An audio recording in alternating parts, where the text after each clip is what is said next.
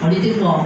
Ililigtas ko ang mga tapat sa akin at iingatan ko ang sino mang taong ako'y kikilanmin. Kapag sila'y tumawag, laging handa ako na sila'y pakinggan. Aking sasamahan at kung may problema ay sasakluluhan. Aking ililigtas at ang bawat isa ay pararangalan. Sila'y bibigyan ko at gagantimpalaan ng mahabang buhay at nakakatiyak, tatamuhin nila ang aking kaligtasan. Amen. Thank you, Lord, for your promises, O God. Thank you, Lord, that you are so, for being faithful in our lives, Panginoon. Salamat, Panginoon, na mula noon hanggang ngayon, ikaw ay laging tapat sa aming buhay, Panginoon. Na kahit hindi kami dapat o Diyos, hindi namin deserve, Panginoon. Pero never mo kami iniwan, never mo kami, Panginoon, na pinalitaan mo, Diyos. Maraming salamat, Lord. Bless your words, bless your people, and bless your servant, O God. To you, O God, be all the glory in Jesus' name. Amen and amen. Hallelujah. Psalms 91, 14-16. Hallelujah. Thank you. Thank you, Lord. Alam niyo mga kapatid, no? Kung susumahin natin, mula nung tayo isinila hanggang ngayon, ilang taon po kayo, Nay? 80 plus. Ano po ba, Nay?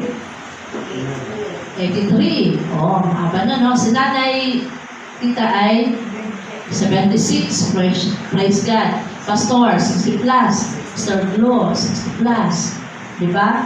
At ikaw, Brad? 61. Senior na. Dalawa na kami hindi senior pa, no? Praise God. Humaba ang ating mga buhay, di po ba? Kung susumahin po natin, mula noon tayo sinilang hanggang ngayon, tapat ang Diyos sa mga buhay natin. Amen? Amen.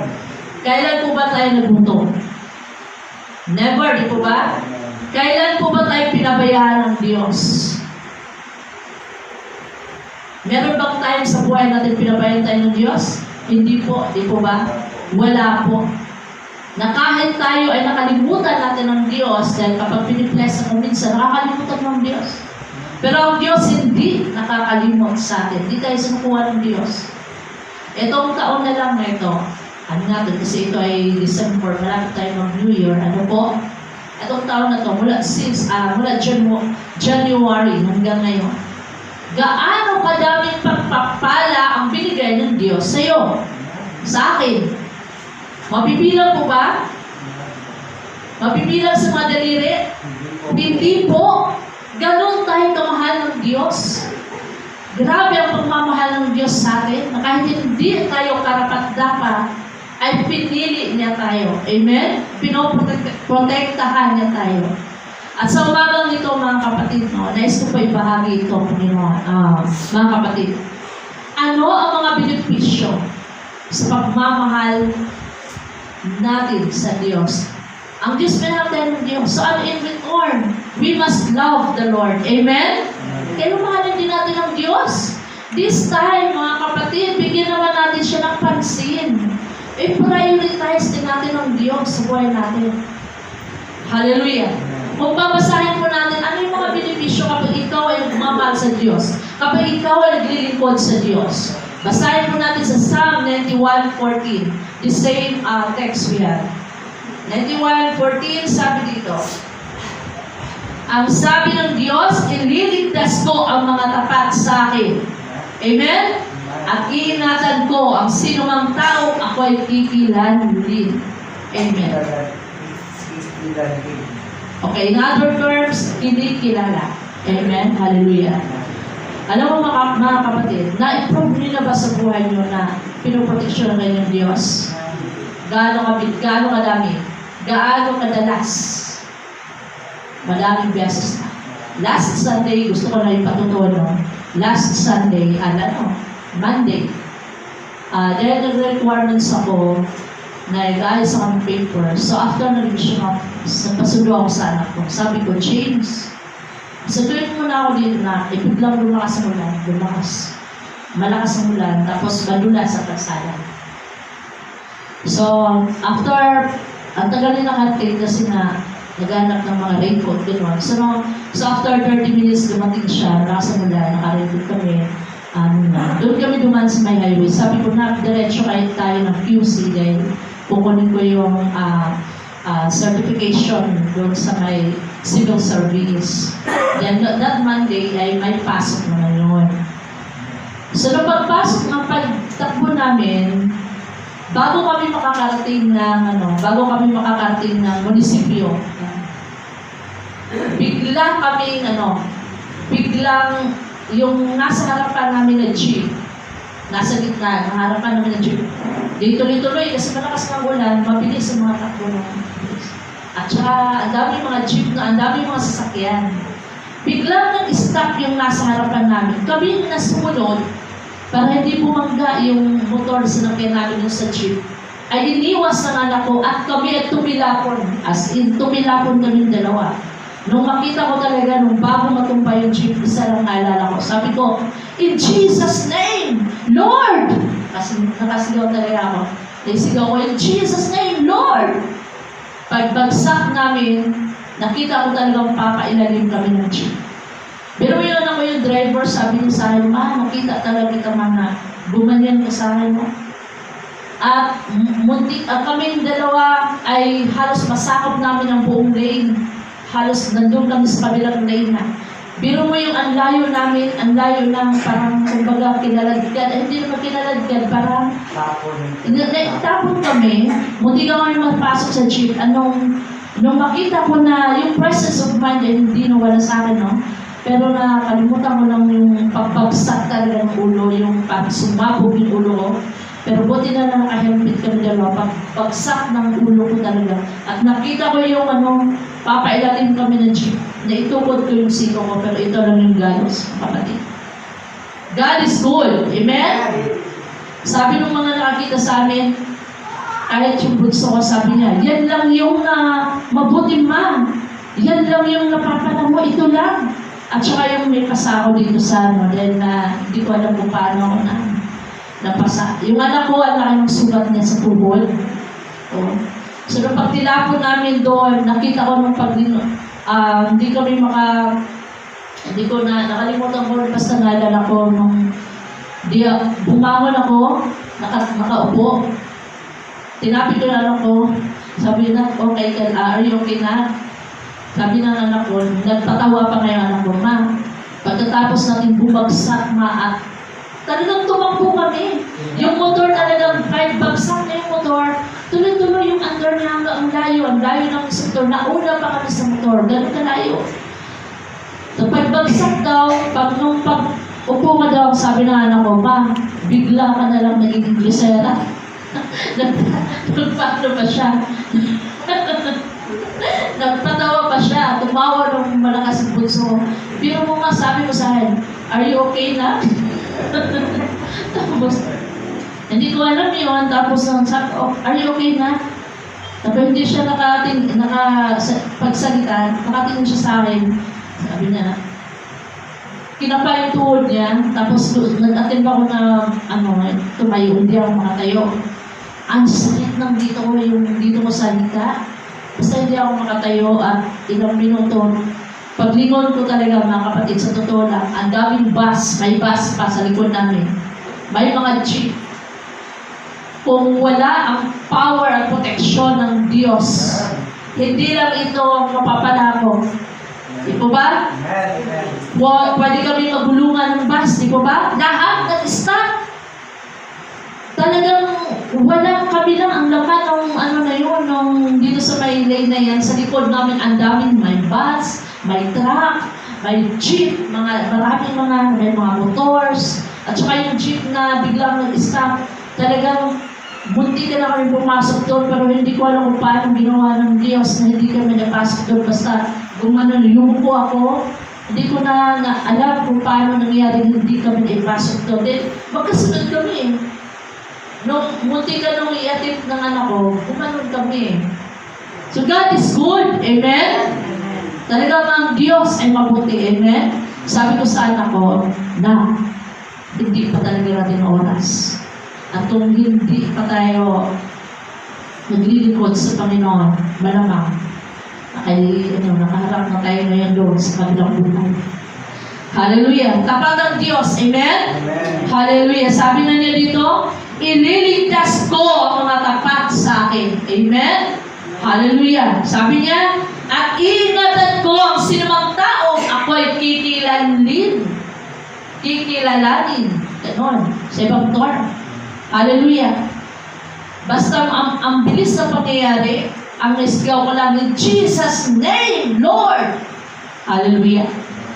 Kaya nung nasa bahay na kami, doon ako umiyak, hindi sa harapan ng mga anak ko, kulit umiyak ako sa Panginoon dahil ang Diyos ay mabuti. Amen? Dalawa dapat kami noon. Sabi ko, ang Diyos ay mabuti. Kung ako'y nawala, paano yung mga nasa Leyte, sinusuportahan ko? Paano yung mga anak ko na kailangan bunso ko na kailangan pa ng gabay? So, nung sinend ko sa mga pictures, mga sugat namin, sa akin talaga ito mga sugat ko, mga kapatid. Walang punit yung aking mga pantalon, wala. Pero nakaganon kami at tumakbo kami sa kalsada, paano nangyari wala? Dapat dito, paano wala. Ito lang, pastor, na ito yun ang naalala ko. Wala. Ito lang parang, tapos yung pagbagsak ng ulo namin, hindi. Nabasag yung aming helmet. At kung titignan mo yung helmet ko dyan, wala siyang gasgas. Hallelujah! Palagpakan na natin ang Diyos ng buhay. Hallelujah! Talagang ang Diyos ay napakabuti. Hallelujah! Kaya doon ako umiyak sa bahay. Sabi ko, Lord, salamat, Panginoon. Binigyan mo pa ako extension. Binigyan pa ako ng extension ng Diyos. Kasi lahat ng bagay, alam ng Diyos, lahat ng bagay ay may reason. Amen? Hallelujah.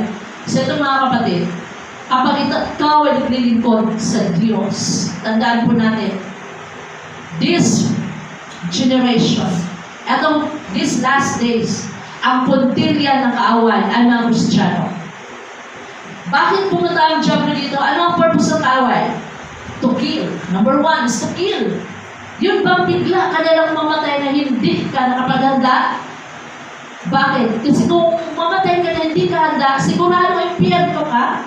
Diba? Yun ang purpose ng diablo. Kaya tayo, maging maingat tayo. Lagi natin isusuot ang panuti ng Diyos. Amen? Habang ikaw ay nagbibiyahay, lagi kang nagpipray. So bago kami umalis ng anak ko, nag-pray kami. We prayed together. Sabi ko nag-pray ng mga bit together bago umalis. Pero inalaw ng Diyos na mangyari yun para maihayag ang kanyang kapangyarihan. Amen? Para makita namin ang kanyang kapangyarihan. Paano kami niligtas ng Diyos? Munti ka na kami magulungan. At saka munti kang pumasok din sa gym. At saka ito lang yung mga galos namin. Thanks God. Hallelujah. Salamat sa Panginoon. Hallelujah. Napakabuti ng Diyos. So ito mga kapatid, no? Kapag ikaw ay naglilingkod sa Diyos, ito ay ingatan mo. Number 1, physical. Saan ka man pupunta? Sabi na ng preacher ni Pastor last Sunday, we are not exempted sa mga trials, mga pagsubok, much more sa kaligtasan. Hindi na exempted. At tayo ang punteriya ng kaaway, ng diablo. Kaya kailangan tayo mga Kristiyano ay lumuhod lagi sa prayers. At kahit hindi ka lumuhod, basta manalangin ka, naglalakad ka, nasa CR ka, o anong ginagawa mo, always pray. Amen? Amen. Hallelujah. Dahil yun ang magiging shield mo. Open mo yan. Kapag ikaw ay nananalangin. Hallelujah. Alam niyo mga kapatid, protection. Una, physical. Sunod, divine. Ano yung sa divine natin? Spiritual. Kung minsan, tatanggalin ng diablo yan, mawala ka ng ganang mag-pray. O pagpalain kita, huwag ka mag-pray, huwag ka magsimba. At tatandaan natin mga kapatid, no? Kung anong meron tayo ngayon, kung meron tayo ng kayamanan, marami tayong pera, hindi natin madadala sa kabilang buhay yan. Ang importante po ay yung spiritual natin. Ito yung haharap sa Diyos. Hindi yung kayamanan mo ang haharap sa Diyos. Kundi ikaw mismo ang haharap sa Diyos. Yan importante. Amen? Basic na tayo sa mundong ito, huwag natin kakalitan natin spiritual na buhay. Amen? Hallelujah. Next, nakukunin ng agawin ng kaway. Ano? Finances. Sabi ng Diyos, di ba promise ng Panginoon, seek ye first the kingdom of God and all these things shall be added unto you. Pagpapalayan ka ng Diyos because that is His promise. Amen? Ngunit maging maingat ka. Bakit po?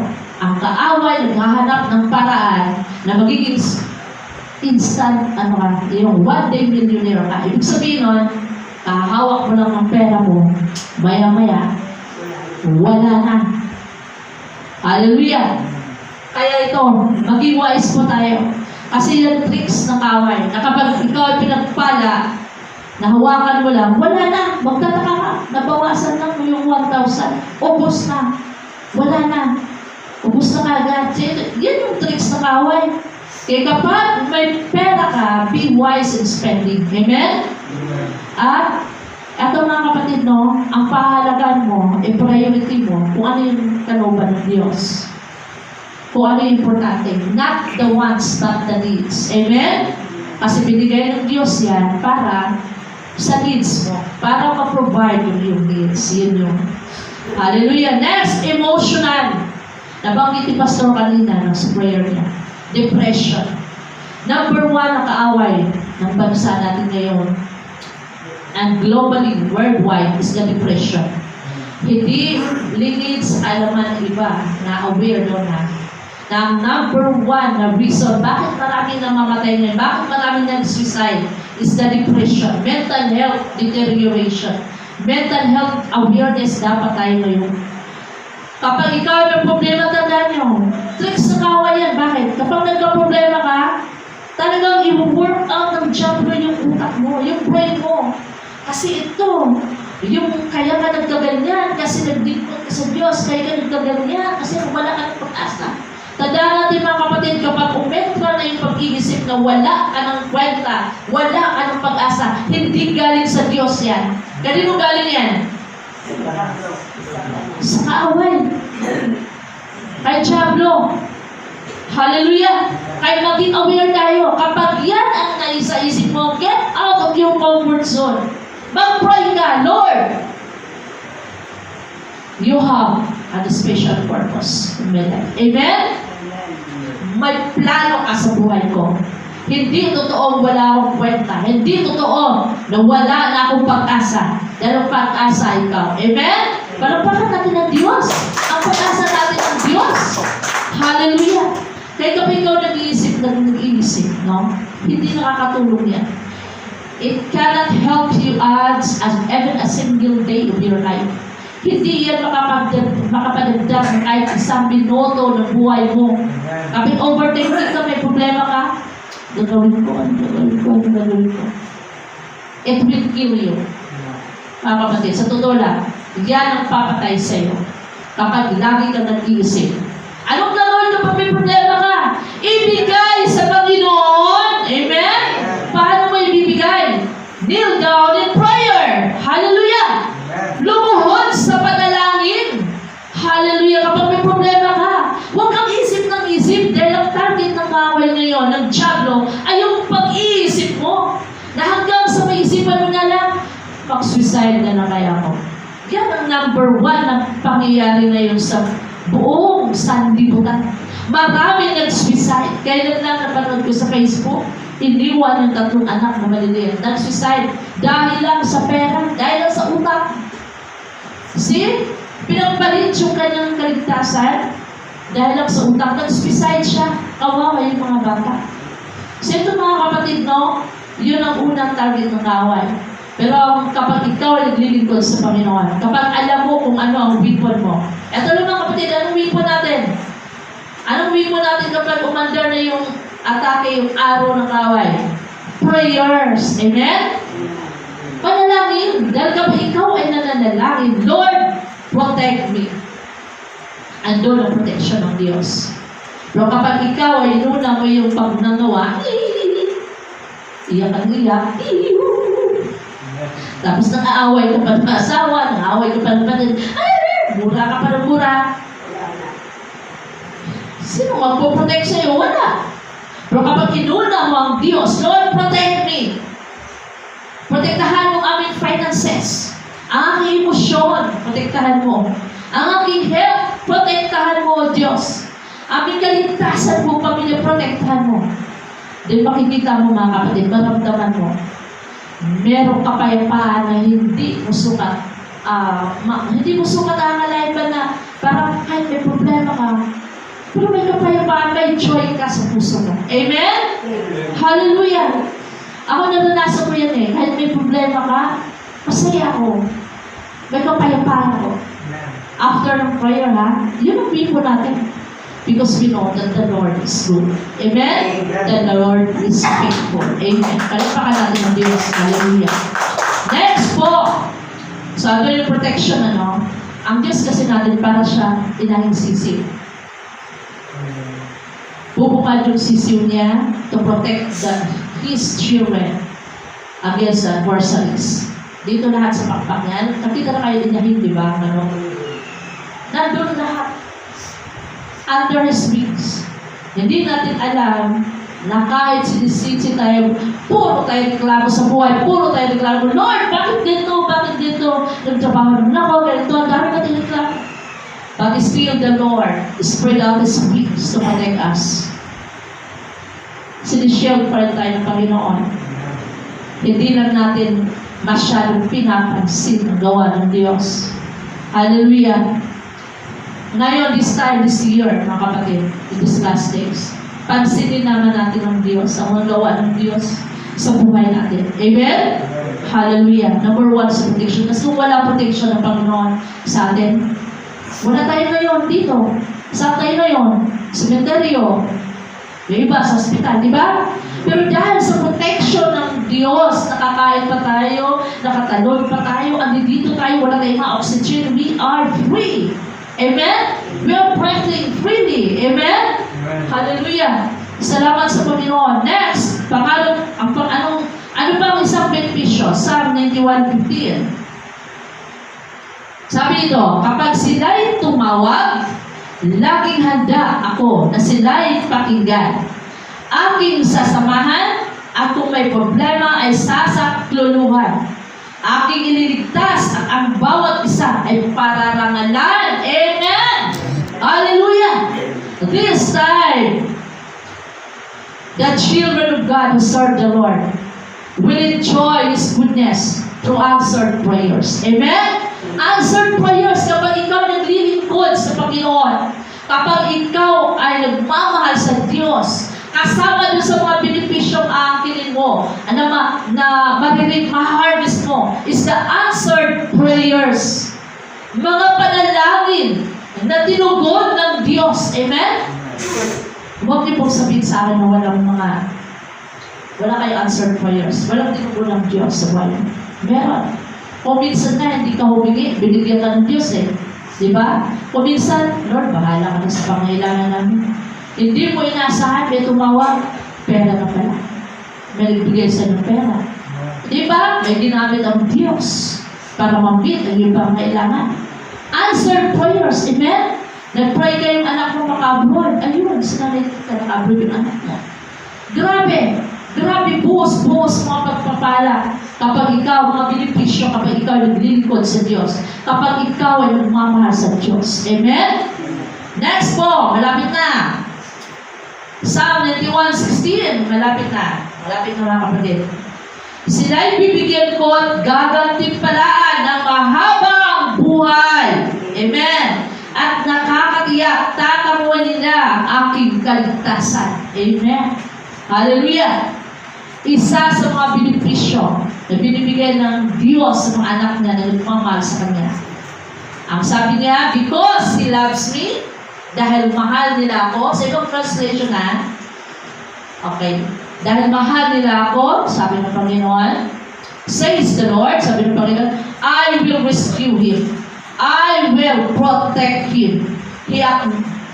For he acknowledges my name. Pero sa 16, sabi dito, ang sabi dito, bibigyan ko gaganti pala ng mahabang buhay ang ibibigay ng Diyos sa mga taong naglilingkod sa Kanya, sa mga taong nagmamahal sa Kanya, ay mahabang mahabang buhay at kaligtasan.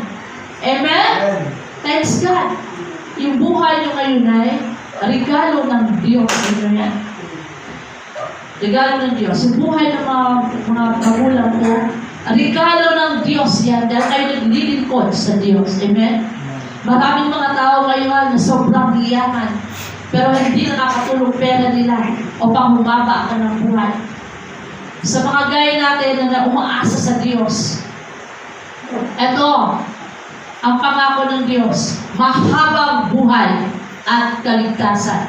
Ano yung kaligtasan na yun? Not just physical, but also spiritual. Amen? Na kung darating na yung panahon, nakukunin tayo ng Diyos. Hallelujah. May panghabang buhay. Eternal life nakahanda sa atin. May langit na nakahanda. Amen? Ligtas ka.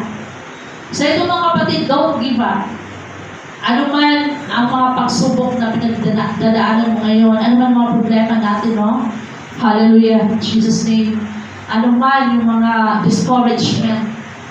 Dalawa na lang kayo dyan mag-church. Ilan na lang kayo mag-church. Umalo na lang, 10 o 12. Umalis ka na dyan, ano man ang church. At ang tandaan ng mga kapatid, it's not the quantity, but it's the quality. It's the quality of the Christians who are serving the Lord. Amen?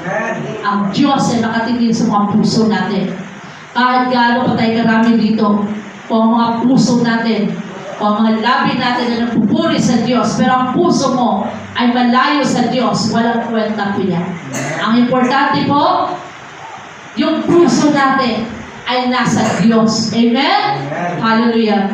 Hallelujah. Thank you, Lord. Last verse. Psalm 32, 7-8. Sabi ko dito. Hallelujah. Thank you, Jesus. Thank you, Lord. Ako na mo mababasa. Sabi ni Yahweh, aakayin kita sa daan. Tuturuan kita at laging papayuhan. Huwag kang tumulad sa kabayo o sa mola na walang pangunawa, na upang sumunod lang ay hahatakin pa ang renda. Ay, wait, 7-8. 7 pala. Sorry. Ikaw ang aking lugar na kublihan. Sa ibang term ay kanlungan. Iniligtas mo ako sa kapahamakan, aawitan ko ng malakas, pag-iingat mo at pagliligtas. Ang sabi ni Yahweh, aakayin kita sa daan, tuturuan kita at laging kakayuhan. Amen! Hallelujah! So ito mga kapatid, ito yung mga number of days na dapat i-enjoy natin na naglilingkod tayo sa Panginoon. Amen? Kung binigyan tayo ng Diyos ng chance na nandito tayo ngayon, humihinga na libre. Enjoy it with the Lord. Amen? Enjoy mo yan habang tayo nakapagpapuri sa Diyos. Regalo na ng Diyos sa atin yan. Ako sabi ko, Lord, every moment of my life talaga. Kasi kung kami that time wala na. End na, di ba? Pero binigyan pa ako ng chance ni Lord na mabuhay. Hindi kami nagulungan. Okay kami. Nakatayo. Yung ano ko, okay na. Nakatayo parang wala lang nangyayari. See, ang dami nagsasabi, buti yan lang nangyayari sa inyo. Buti na hindi kayo na hospital. Kasi pagkatapos na hindi na namin ninantay yung MMDA, baka takin yung motor. Lumilat siya makatuloy. At saka yung likod ng motor ay umangat ng ganyan. Sabihin, pinagga kami. Oh. So, thanks God sa Diyos lahat ng kapurihan talaga. So, tayo po'y manalangin, Lord, salamat. Ano man ang pinagdaanan namin natin itong taon na ito, Lord. Salamat, Lord. Hindi mo kami iniwan, hindi mo kami pinabayaan, Diyos. Patuloy mong hinahawakan ang aming mga kamay, ang aming mga buhay, O Diyos. Salamat, Lord, sa pagkakataon, sa opportunity, Lord, na kami ay iyong binahal at kami ay nasa iyong wings, sa iyong shield, Panginoon. Maraming salamat, Panginoon, at dalangin po namin, Lord God. Maraming salamat yung taong nato, Lord, sa lahat ng mga pagpapala, sa proteksyon, lahat. At dalangin din po namin, Lord, na sa haharapin pa namin bagong taon, another years of our life, Panginoon. Salamat, Lord, na hindi mo kami iwan, hindi mo kami pababayaan, patuloy mo kami hawakan, Lord, maging aming member ng aming family, Panginoon. Salamat, Lord, na sama-sama kami maglilingkod sa iyo, Ma, hanggang sa ipagpapalikod, Diyos. Salamat, Lord. We surrender it all to you, Father. Lahat, Panginoon, ay binabalik po namin sa lahat ng kapurihan pagpapasalamat. Sa kanyang pangalan ni Jesus, Amen.